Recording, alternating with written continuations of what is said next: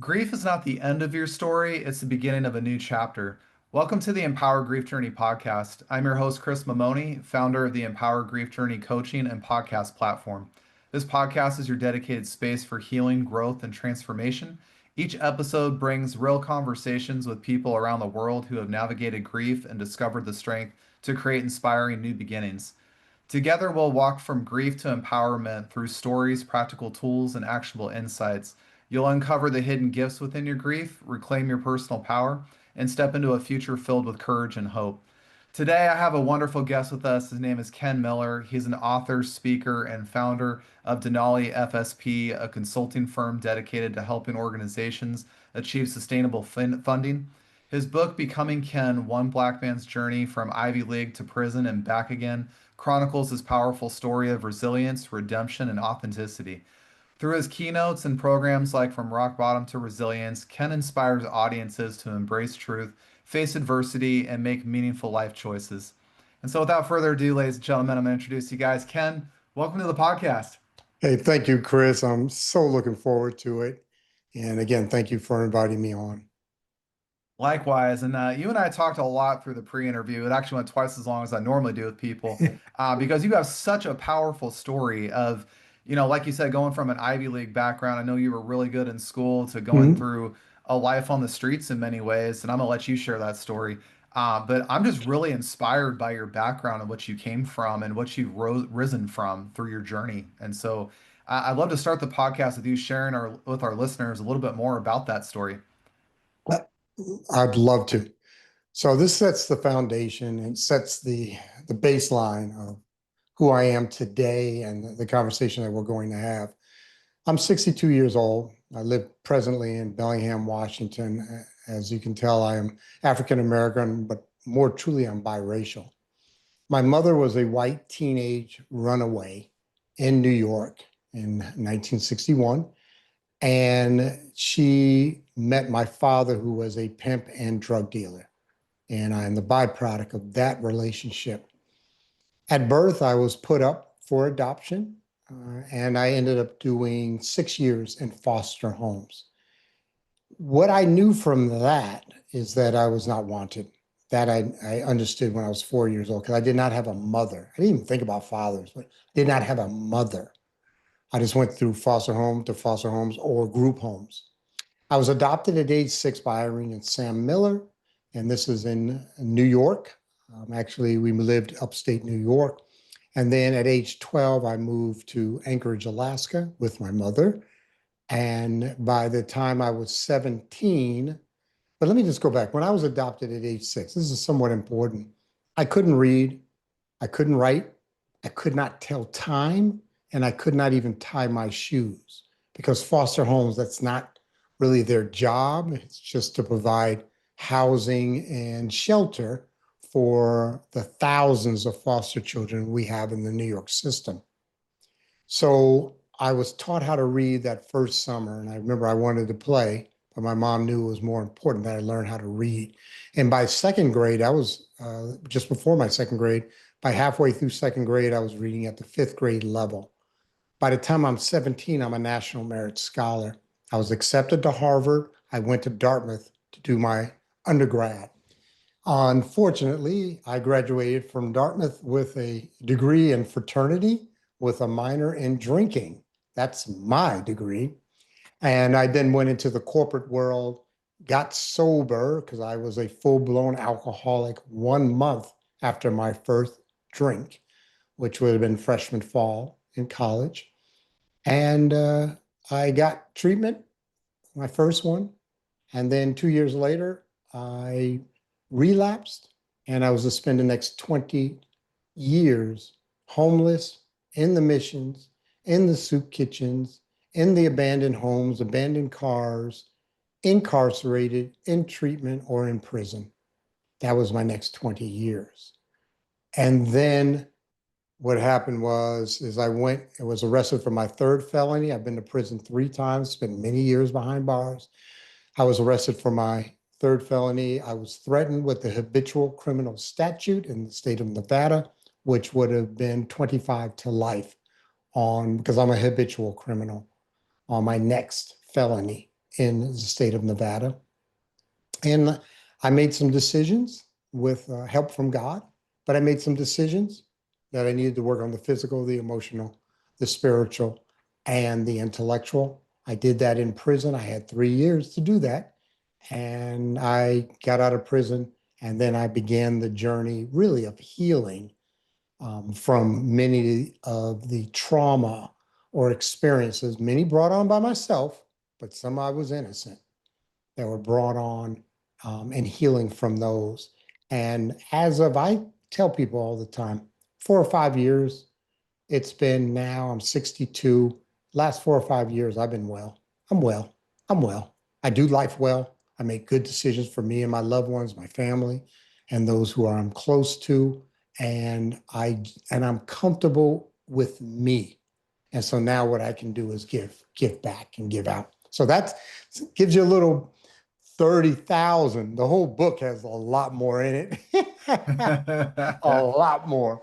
But gives you an idea or understanding of what I was, what happened. And let me just finish with who I am today. And you mentioned quite a bit of it, but I own 5 businesses. I'm a property owner in South America.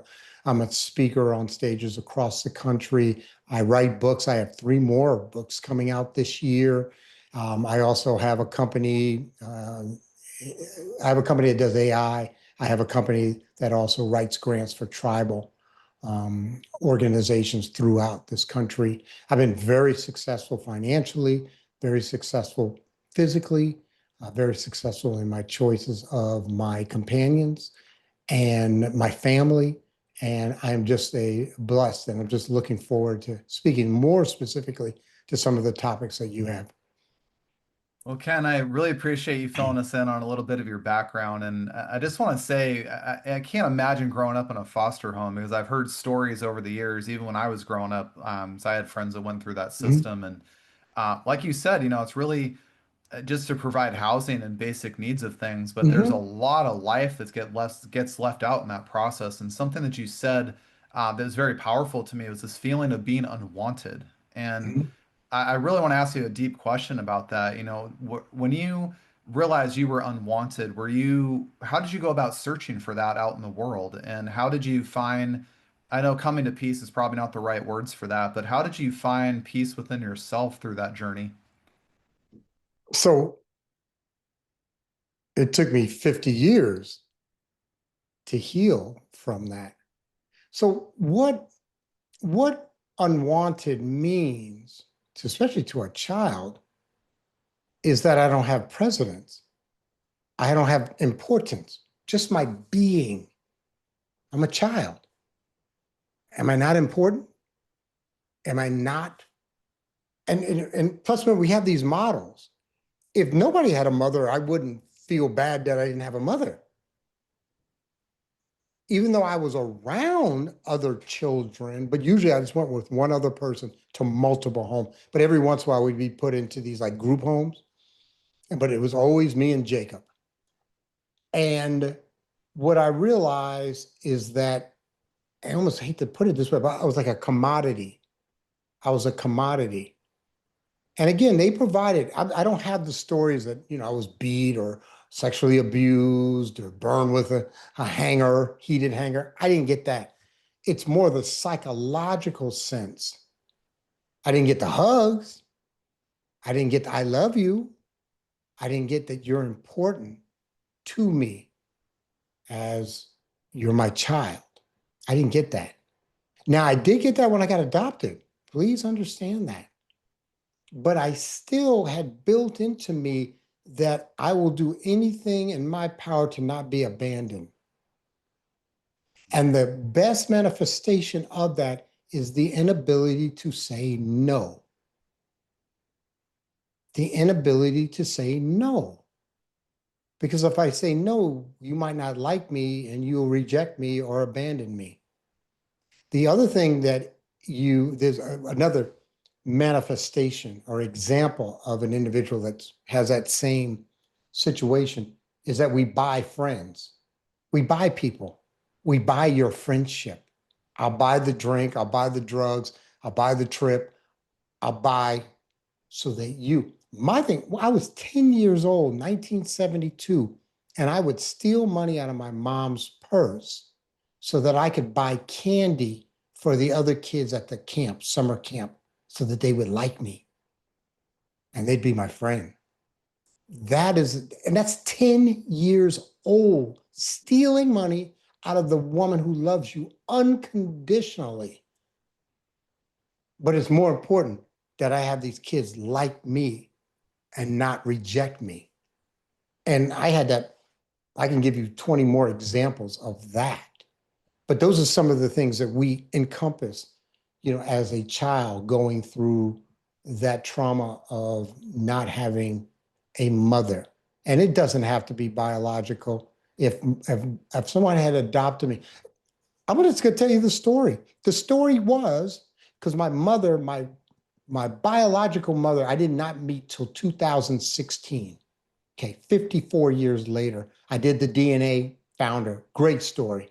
But I sat down with her and we talked about, she said, when I gave birth to you, remember I'm 17, 18 years old. I gave birth to you and they allowed me to hold you the night until the next morning when the couple who were going to adopt you show up. And I met them. And the problem was this. She said, I wanted you to grow up Catholic. She's Irish Catholic, my mother, my biological. She said, I wanted you to be with a Catholic. And the couple was white. They didn't know I was biracial. And you can't tell with a newborn. You literally can't tell. Okay. But it even says in my paperwork, I was born October 15th, January 10th or whatever. I went back into the system. Back into the system. Now, I didn't know this until 54 years later. I'm maybe glad I did not know that until 54 years later. And I'm not mad at that couple any way, shape, or form. That's not what they were, it's not what they were wanting. Okay. And I have no problem with that, who you feel comfortable with. And especially in 1962. Okay. It just didn't happen. Biracial was uncommon, let's just say. That's incredible, Ken. It's hard for me when I hear stories like that because, I was born in 1986, like 20 Mhm. years past that. And so Mhm. when I hear stories about that, it's like it hurts my brain to even process why people thought that way or believed that way or that was even normal back then. It's hard to conceptualize it, based on today's society.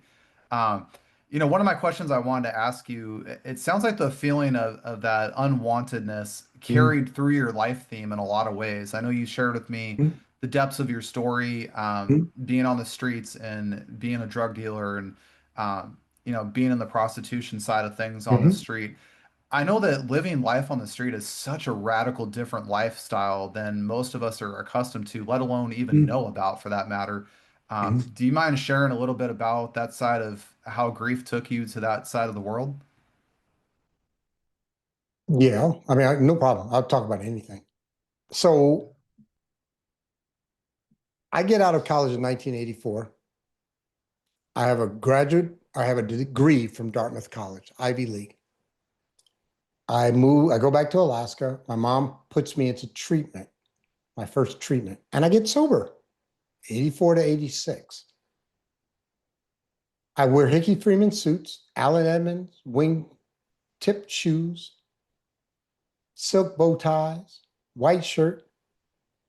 I look good, I smell good, I talk good. And I'm making $50,000 a year, 1 year out of college, which is a lot of money back then, a lot of money. I relapse in Hawaii on vacation, come back, and within 6 months to a year, I am now homeless. This is the guy that had a $700 suit. This is the guy that had a $2,500 diamond and ruby ring. This is a guy, and that was a nice guy. I mean, I was just this Ivy League corporate guy working for 3M, working for Kodak. And here I am now going to the mission for the first time. So we got to define what streets is. Streets is a community, number one, and it has hierarchies and it has rules to that community. And the community I was on and the street community I was on was the alcohol, drugs, and criminal behavior, criminal actions. Okay. Now, those people who do drugs that are alcoholics never go to the streets. I did. I did. Because I can't function under the influence of the drugs I do. I can't keep a job. I can't. So there's the community of the missions. And then there's where my main community was the community of the motels. So we're all addicts and alcoholics that are doing what we call a hustle. And the hustle can manifest itself in many different ways. But the key thing I want to make people understand is there are beautiful people on the streets. They're beautiful. There's some really good, and then there's some really bad people on the streets. Probably a higher percentage of bad than quote unquote the normal white collar or blue collar world. I'll give you that. Okay. But in many ways, we have the same quality, good qualities. But the addiction keeps us in there, but it's not really the addiction, it's the mindset. So you got to understand, in 1985, I'm coming off, you're talking about grief. My dad shot my mom 6 times. I'm coming off of that. I'm coming off of seeing my mom on a gurney with the blood coming through the sheets during this pre-op. I'm coming off of the way I reacted is I had no reaction. I had no emotion and went back to work. Went back to work. My mom's going to get ready to operate on. I grabbed her purse. I grabbed her shoes. And she was mad because they cut her shoes off. And she was worried about me because he said, I'm going to kill that SOB Kenneth. He was going to come to my job and shoot me, but the gun jammed. But the only way I'd been through so much trauma before that violence with my dad, that the only way I can react or the way I chose to react is have no reaction. And I went back to work. Went back to work and nothing had happened. How do you have no reaction, emotional response to something like that? I mean, I'll be How? honest, if that was me, Yeah, I'd be freaking out that's having a great I question, mean, Chris. How? I'll show you how, Chris.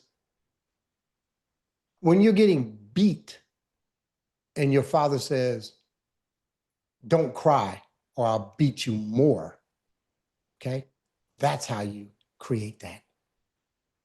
That's how. And that's what happened to me. Okay. I wasn't allowed to show emotion. Just take your beating. And I don't want to get too graphic, but I mean, my father, he would grab my hand and he would take his belt or the switch or the cord and beat me. And I'm running. What I could do is run in a circle because he's got my hand. Or he would say, Kenneth, I want to talk to you. He's drunk. And I'd be looking down and he said, come closer. And he would say, look at me. And when I looked at him, that's when he would hit me in my face.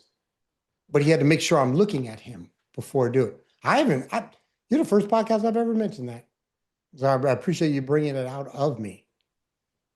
And no child should feel that.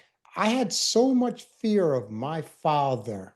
I call it palpable, where you can cut it with a knife, the feeling. We left my father, halfway through my senior year. Remember, I'm Mr. Superstar in Anchorage, Alaska as a black male. I am the guy. Everybody knows I have the world ahead of me. Advanced placement, going off to Ivy League school, accepted to Harvard, National Merit Scholar, NAACP youth president, all this stuff. I look good, 6'2", play sports, got it all.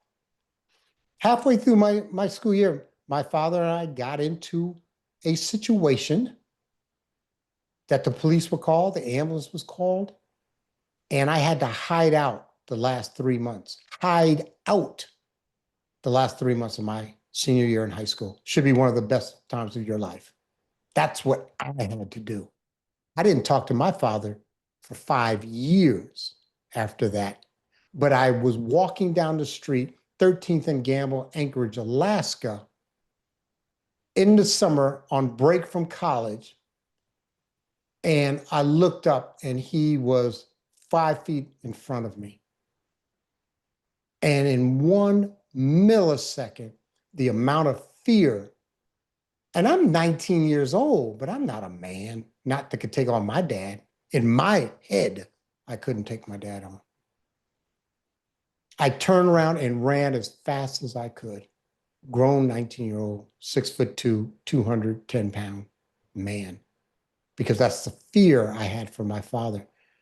My mom divorced him in 1980. He shot her in 1985. I relapsed soon after that, but that's not why I relapsed. I'm not going to give that. I'm not going to give him that much power over, because it wasn't. But what it did was, so that's how I saw I saw a guy on a moped get run over by a truck. Ran over, went under the truck. Truck kept going, and he stopped because he knew he'd run over somebody. No emotion. I walked up to him, my buddy, freaking out. Oh my God, oh my God. That's how I dealt with traumatic experiences, because that's the script I was given to deal with traumatic. And then we have a script in the Black community, Black men, we don't show emotion. I didn't show emotion on the streets when I had guns pointed at me or had a knife up to my chest. I didn't show emotion when I went to shoot people. I didn't. I didn't. One time, I'm in the Lakeside Motel, 4th and Lake, excuse me, Fireside Motel, 4th and Lake, Reno, Nevada, 3rd floor. And there was a gentleman there talking out the side of his neck to me, which is disrespectful, because he did not acknowledge my position within the street community. And I said to him, just like I'm talking to you, Chris, I said to him, hey, can I holler at you for a second outside? He's like, oh, yeah, for sure. We walk outside on the balcony, 3 floors up. I had him halfway over that balcony, and I was going to throw him off that 3rd floor balcony. It's as true as I'm looking you in the eye. People rushed out because the door was still open, and they wouldn't let me throw him over the balcony. Not because they liked him, but because it would bring heat to the room. And we got drugs and guns and all kinds of stuff in the room, because that's what we do in those rooms. And they didn't want heat being brought, because sometimes if there's a body lying at the bottom of the, in the parking lot of the motel, people come and wonder, where did he fall from? So, but that's no emotion, none. And I'm not proud of this. Let me put it this way. I'll tell you why. You're talking about dealing with grief. So I do treatment. My mom's in the treatment with me, family. She does the family part. And she said, Kenneth, she always called me Kenneth. She said, I was so hurt when I'm lying, when had been shot by Sam, and you came by and like you had no feelings. I thought you loved me. And I didn't get it. That was when I got it. That's not normal. That's not the right behavior to have. I should have had concern. I mean, I did grab her purse. I grabbed her shoes. I should never have left, her side until after she got out of, I'd wait out in the lobby room. No, I went back to work. I was damaged, bro. I tell people all the time, I was broken. I was broken at age 6. I was broken at age 17. I was broken at age 21. I was broken until I started to heal in prison at age 52.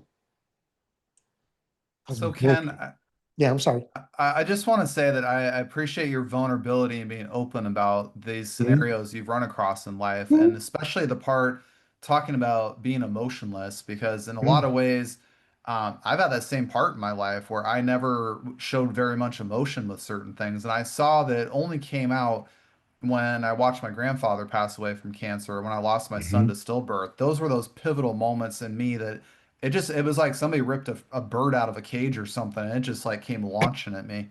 I wanted to ask you a little bit more about your story with that because it sounds like your mom got you to break the shell of that a little bit, and she got you to break that script that was going on earlier in your life that had really followed you from a young age. She got you to kind of crack the door open a little bit to see it. I want to shift gears a little bit to when you got into the prison system. It Mhm. sounds like that's the space that gave you the ability to start healing in a lot of ways and really giving you a chance to reflect upon yourself and really start to get in touch with your emotions in a lot of ways. Yes. I'm just going off that. We have a thing called recency bias. So the last word I heard was emotions, get in touch with my emotions. I had emotions on the streets. You just never saw them. That's the difference. Mm. Because for you to see my emotions is going to give you a a word or a thought as to who I am and can I be trusted. So I can't show weakness, cannot show weakness. But there was many days I would sit in front of a mirror with a crack pipe, a lighter, and my 32 ounce of natural ice beer with tears pouring down my face. And I would talk to myself in the mirror. And I'm not going to repeat a lot of what I said because a lot of it is profanity. I was so disappointed in me as a human. And I would just talk bad to myself, just talk bad. And I'd be crying like a baby. Okay. That was like the only time I could cry. Can't cry when I see a dead body. I can't cry when I've mugged someone, or I can't cry when I've done an armed robbery and I'm looking the person and I got the gun and I know they're in fear. I can't cry. I can't show emotion. Or yeah, the emotion I'm going to be angry, mad. And a lot of that was just that was bull. I'm not really mad. I just got to make you think that you're in danger so I can get what I need or desire to continue my descent. Okay. So I, we can talk about prison. I mean, and I have no problem with prison. I want to talk about, and we will talk. We'll talk about some of the more of the trauma, but also want to talk about the healing. Where did the healing? So we got to understand. I had emotions. It's Mhm. just where do I bring them out? I always tell people this. What I wanted to do when I got sober is have an ETE. Okay. Oh man, I got it mixed up. What I wanted to. Oh, that's an emotional trigger event. I don't want those. Okay, because they can lead you back into drugs because they're so powerful. But what I wanted was the appropriate emotional response. See, I Mm. had gone years without having the appropriate emotional response to different things that have an ability to evoke an emotion. Okay. When someone passes away, I want to cry, and I do now. Okay. When, but before, I don't want to feel pain or discomfort or emotional pain. Drugs work. I tell people that all the time. Drugs work. 100% they work because all a drug does is changes your perception of reality. If you got pain in your knee and you take 2 aspirin, it changed your perception of reality of that pain in your knee. If I have, if I, if so my normal emotion is fear. That was my emotion on the street. Every day I woke up to fear. Okay. And then there's self hatred, anger, whatever. But it's almost my overriding feeling I had for 40 years of my life was fear. Well, I take enough drugs, man, I'm invincible. And man, if you knew some of the situations I put myself into because I'm drunk or high, it really is a surprise that I'm here talking to you, that I'm talking to you. Individuals who have reached the level of my addiction and interactions with others are dead, or they're in prison for the rest of their life. Okay. There's things I didn't get caught on. I'd probably still be in prison. I'm not going to admit them on the show, but I'd probably still be in prison. Okay. I did a kidnapping, real kidnapping. Okay. I've done armed robberies. I mean, and again, I'm not trying to do this in prison. For me, I know guys who've done 10 times worse. I was locked up with them. My roomie was on death row. You can only get on death row is to kill someone with an aggravating circumstance. Okay. It's the only way you get on death row. And he was on death row, and then they lowered it to life without. And then they lowered it to life. And when I saw him, he had done 31 years in the penitentiary and was coming up for parole. And they still dumped him another 5 years. I never found out what he did. Don't care to know. You never ask that question in the penitentiary. Why are you in here for? Don't. No need. If you really want to know, just have somebody look it up outside. It's public knowledge. But I didn't want to. So All right. So Ken, I wanted to ask you a Mm, question from our pre-interview because you brought up okay. a topic when we were discussing respect, I think it was at the Yep. towards the end of our pre-interview, and Mm, you mentioned to me that you were able to work through a lot of things in which like somebody could. Um, I remember you were talking about in prison if you called somebody like a bitch or some right. term for whatever it was disrespect in a lot of ways, and you shared how you walked through healing from hearing those things and. I'd love for you to share a little bit about that story with the I listeners love it. today because I found that very powerful and very moving how you got from that place where you would be very, very triggered by those things as you rightfully Mm. should be in those circumstances. But you got yourself into a place where you healed from that. And I'd love for you to share more about that story. Okay. So, I love talking about this. I get out of prison. I do 3 years on the last bit. And I think I'm in good shape. I think I've been clean, sober for 3 years, and I'm healthy. 1 year, I read 160 books. So I'd worked on the intellectual, I'd gone to counseling for the emotional. I looked into different churches. I looked at Islamic, Christian, read the Bible. Okay. And then I lifted and became a power lifter in the penitentiary. So I dealt with the 4 areas. I'm thinking I'm cool. I got this. I had a situation in the room in the halfway house. Again, disrespect, but it wasn't a word, just disrespect. Had another situation where an individual was talking to me out the side of his neck. That's a term we use. Out the side of his neck. It means in a disrespectful manner, but we just call on the street. You talking out the side of your neck. Or he was talking out the side of his neck. Okay. And I'm scared in a way because these guys are triggering me to react in a certain way. And usually the trigger is I'm going to threaten you first, then I'm going to do something physical. So I had two of those situations happen. Okay. One at work, one at the other. I get through those, and then the first one happens. So I go up to visit Anchorage, Alaska. I'm in Reno, Nevada to visit my brother. That's a brother from my dad's side. I didn't grow up with him. He was in Vietnam when I got adopted, but he's like a half brother on my adoptive father. Okay. So, but I love him to death. Mike, he's passed away, but I love him to death. Anyway, he has two kids, Dan and Michael Jr.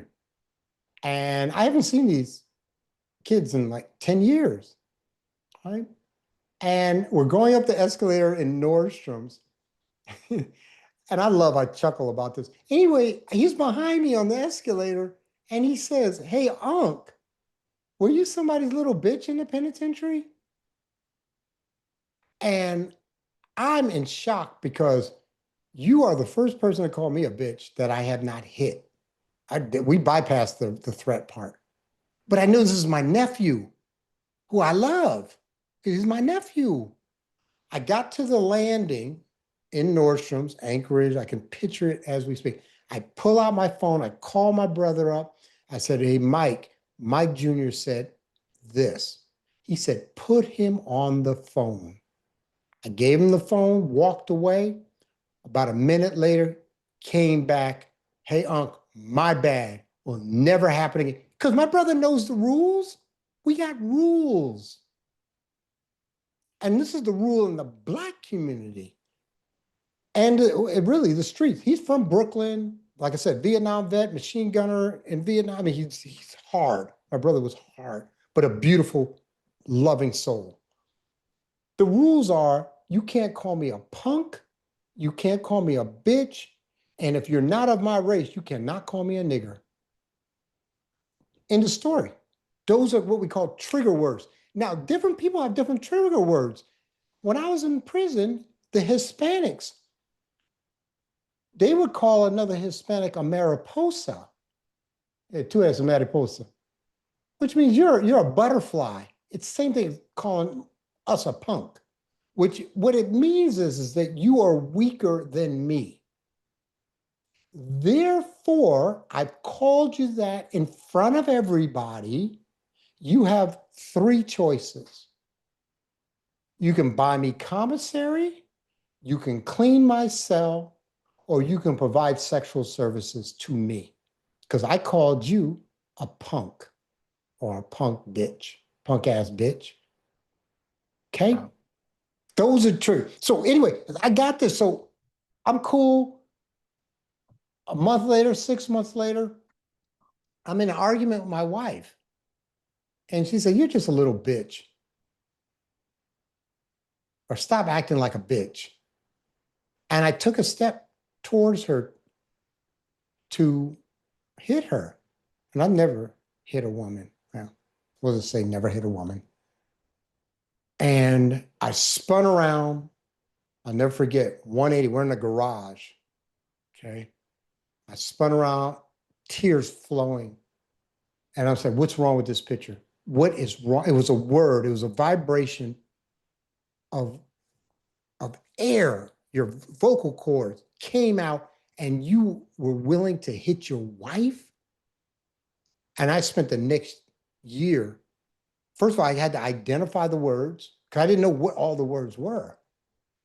And I identified this, those are the three for me, but other people may have different ones, other cultures, other races, other whatever. That was it. And then I said, I've got to take away the power of those words. And I made a decision that you can call me. The only thing you cannot do is threaten my family or threaten my loved ones or really threaten me. Okay. And I only had one situation happen in the 21 years I've been out of prison. And I dealt with it. I dealt with it. I didn't have to hurt the person, but I explained to him this behavior is not going to happen. This is exactly what I told him. This is how the growth of me. I just said, "Hey, you're 26 years old, you're bigger than me. That's cool. But check this out. If you engage in that behavior again, I will put hands on you. Okay? You may win, but I'm going to get some. I promise you, I'm going to get some." I've been beat up. I had my jaw broken twice, eye orbital, nose broken. I've been put in the hospital. I put people in the hospital. And I don't fight fair. So if you want, you can come over right now. We can handle this. And he's like, "Oh, Mr. Miller, Mr. Miller."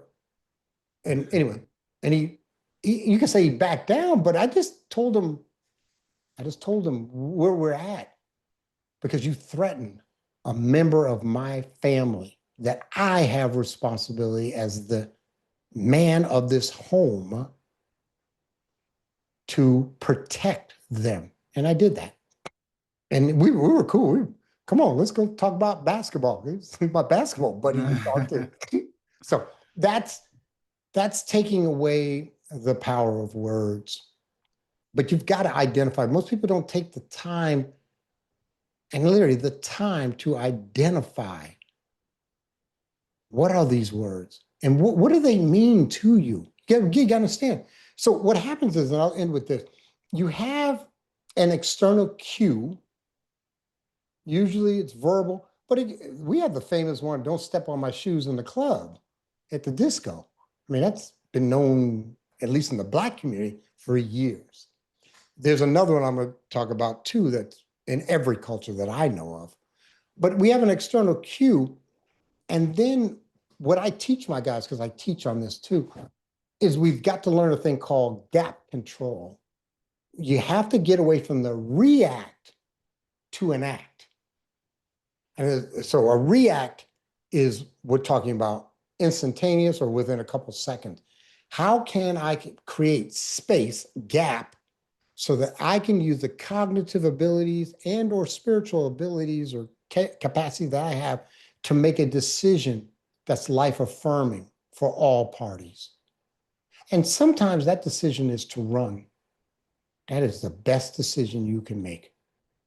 And that's what I did. I spun around and got away from my wife. But the emotion came, okay? The only thing, the other one, we talked a little bit about this, and I don't know why I'm bringing it up, but in every culture I know, another man cannot spit in another man's face and without there being a reaction. And again, I did have it happen once on a fishing boat, at Dutch Harbor in the Aleutian Chains. And I hit him. I hit him before the spit hit me. I hit him. But I was thrown off the boat. I lost a bunch of money. It created a bad situation for me. Should I have let him do it? I, I, I can't guarantee you this, Chris. I think I could walk away today. I truly believe I could walk away. I've seen it in the movies, they wipe it off and they go on. I've never seen it in real life because I've seen it happen. Yeah. We I've just seen had it that. happen on the football field. Philadelphia Yeah, Eagles. man, I've seen it too in my life on many times. I've seen it, and I've not seen somebody not react to that one. I will say that. Ken, you've shown a really powerful example today through your stories about emotional growth, and I think that's Mhm. what I've been magnetized talking to you now for at least a couple hours between our interviews, and Mhm.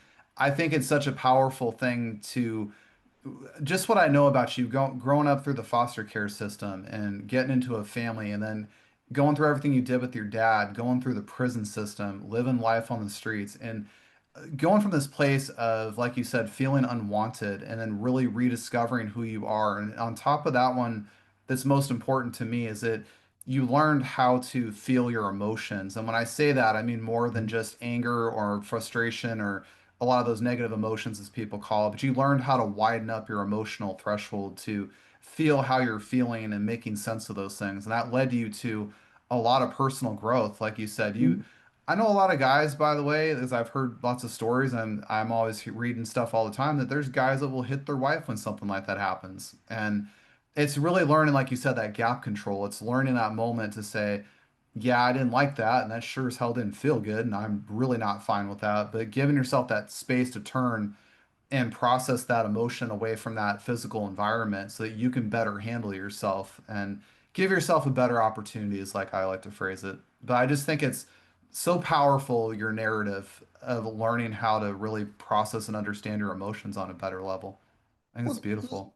if you don't mind, let me talk real quick on what do we do? How do we process it? It's great to say you need to process the emotion. All right. So what does that mean? And I can tell you what it means for me because I've done this. My key is, so this is first you have a physical manifestation of the emotion. But I'll give you an example. So his example is example is I hurt someone. I beat someone up. Okay. what was behind that? Behind all anger is fear. I've never been able to define an anger that's not fear-based. That's personally for me. That's my truth. Because I've looked at every anger that I've ever had, and it's always fear-based. Then you got to define what is fear. Fear, very simply, is the future expectation or anticipation of pain. It's expectation or anticipation of pain, whether it's a second away, a year away. That's all fear is. It's pain-based. Then I always go back, what is the pain and what is the self-talk? What is the pain? And behind the pain, what's the core issue? And I know what my core issue is. My core issue, we talk about abandonment, we talk about rejection, but my core issue was I was going to die alone. That was from a kid. I'm going to die alone. I'm going to be alone when I die. I'm 7 years old thinking about this. Okay, that's because it's my core issue. How it comes out, yeah, I kicked the dog. It didn't have nothing about the dog. It had to do about the argument I had with my wife. It's called displacement. Okay, I displace the feelings, the acting out to the release of the emotion. So going back to the healing part, the key one for me has always been truth. What's truth? What really happened in this situation, Ken? What really happened? And then what were you saying to yourself when that happened? Okay? Because I was saying something to myself. I always have a conversation with self throughout this. And now, how do we change that self-talk? And that's what I learned to do. Because when you hate yourself, it's easy to hate others. It's easy to hurt other people. Hurt people, hurt people. Yeah, I know that cliche. But it's easy. And so as I healed, and the first thing I had to do is I really had to heal myself. And we talk about forgiveness. And people say, oh, I can't forgive myself. Okay, well, forgive others first. And then understand that you are a child of God. There's a community. You're the community of humankind. And forgive yourself just like you've forgiven. I forgave my dad before he passed away. We were cool too, last 2-3 years.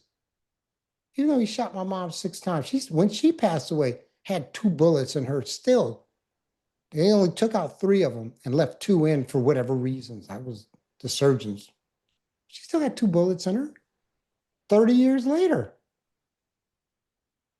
But I forgave my father. I had to. For me to heal, I had to let go of that. But I also had to understand truth. And this is a beautiful.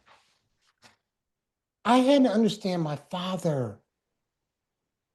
And when I finally understood my father's pain, it made it so much easier for me to understand how he acted out.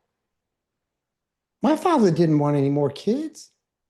It's because my mom, this beautiful woman he married, his second wife, wanted a child. But he already had 2 kids. He'd been there. He had all of my mom's love. And my mom was just an incredible. So he had that 100%. Now he's got to share that with me. And he's a self-pitying alcoholic, which is like the worst type. One of the worst type is a self-pitying, because he felt sorry for himself because he had been dealt a stack of cards as a Black man growing up in the Depression, going and fighting in Europe, World War II, and coming back to being still, I'm just another Black man, in 1945, New York, without education,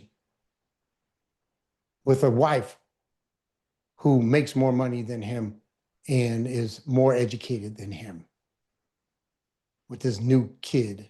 I mean, I really got a chance to understand him.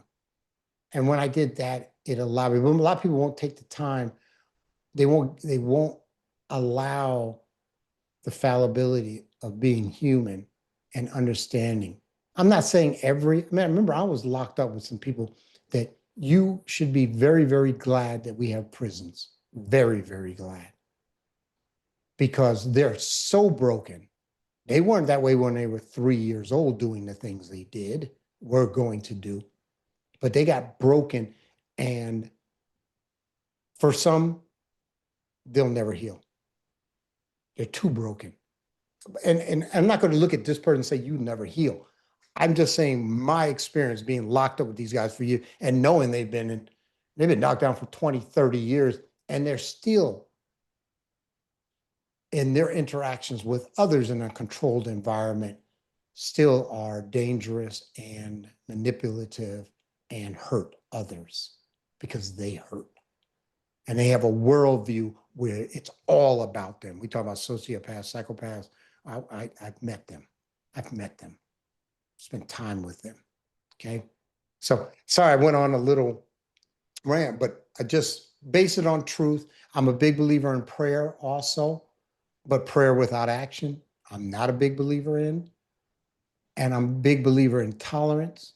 I'm a big believer in grace. I'm a big believer in love. And that's what I like to put out toward. And I'm also, and I said this earlier, and I'm going to say it again. I'm a big believer in getting well. I didn't say get perfect. I said get well. And then don't spend all your waking hours trying to get weller in regards to not being able to help others because you're so busy working on yourself. And I'm just putting that out. I'm not saying anything you do wrong or anyone that's listening, but think about that. I can be well and I'm cool. Stop trying to be great. Be good. Be very good. But most of us don't have the capacity to be great. We don't have the capacity to be great and then be able to give to others. And I'm just a big believer in giving to others. I really am. Ken, I love your story that you shared today on the podcast. It's absolutely beautiful, my friend. And to be really transparent about something you ended the podcast with, and I want to highlight before we jump off here, is that at the basic core of humanity, we all have different walks of life, different experiences, different journeys, different things we learn, different things we see, different people we interact and engage with. And what you drew to light, by the way, since you've been in the prison system, is that some of these guys are very broken. They are. And Yeah. they didn't start that way, but they got there. And I think what we fail to see sometimes Mm-hmm. in the grief world too, in the space I'm in, there's a lot of people that say like, "Are you over it yet? Can you get over it and move on and let go?" And we say these phrases without actually understanding on a human level what somebody went through, what their journey was, what they walked through, what experience they had. And I think to be more compassionate, more empathetic people in this world where we can break the conjectured phrase of hurt people is holding space like I do for people on my show to share their story just the exact way it needs to be told. Because it's through that storytelling of each other that we can sit there and finally say, hey, I see the world from your lens. I see this from your perspective. That's why you feel the way you do. That's why you weren't able to see your emotions as clearly as you do today. That's why you became the person you are today. When we actually hold space for each other to get on that level and see the world from a different view and a different lens and learn from each other and not have, envy and anger towards one another, we can actually see that we all have a lot more in common than we do apart. And that's where we can learn to grow and heal not just ourselves, but help other people achieve that same goal. And so I just want to say a big thank you for what you said over the last 15 minutes because that's something I've tried to put in words many times that I struggle with, but just eloquently put, thank you for sharing that, my friend. I appreciate that. So, Ken, as we wrap up the podcast here, I wanted to give some space for you to share with us about your new book coming out. I know you talked about disrespect, if I remember right, respect and disrespect. Yeah, so I have a new book coming out with Dr. Will Moreland. It will be on respect and disrespect. Remember, this is not just in the streets or in the penitentiary. This is in the family, in the boardroom, in the work environment. It's about respect. It's about acknowledgement of a person's position or stature within, or acknowledgement of a person's position or stature in all of humankind. That's respect. So I have that book coming out. Then I have another book on fundraising that, because that's my subject matter expertise. It's called Pragmatic Fundraising. And then I have another book coming out at the end of the year, which is going to be on mentorship within communities of color. And I'll just go into, a lot about, I've been mentoring for a lot of years. And so those are the three books I have coming out this year. And then, of course, Becoming Ken is on Amazon and Audible. And the only thing I always ask for, I just want to speak. That's what I love to do, is share for free or for pay. I love to share my message. And so if anyone is interested in that, kenmillerspeaks.com, and you'll reach out and we can see what we can possibly do together so I can share a message of coming back from that setback, of resilience and forgiveness and grace and tolerance and love. And again, Well, last thing I'll say, Chris, thank you. Thank you for this platform. Truly, thank you. well, you're very welcome, Ken, and it's been a true pleasure to connect with you. I also just want to say I've had a pleasure connecting with somebody local that knows my area and the Puget Sound as well as I do. Um, and Ken, I'm gonna let listeners know right now, if you guys want to connect with Ken, I will have all of his social media links, his website, and his link to his book, Becoming Ken, in the show notes. So when you guys get done listening to this episode, please go check it out. Ken, thanks you again for joining us today. Thank you. And I want to thank all of our listeners for joining Ken and I on today's episode of the Empower Grief Journey podcast. If this episode resonated with you, please share it with somebody you know who could benefit from Ken's story. For more episodes that are designed to empower you and support you, visit empowergriefjourney.com and subscribe to this podcast. You can find us on Apple and Podbean. The Empower Grief Journey is all about honoring your journey, embracing your emotions, and finding strength in your own time. I want you to know you're never alone on this journey, and together we can navigate grief with courage and compassion. Until next time, be kind to yourself and take your grief journey one step at a time.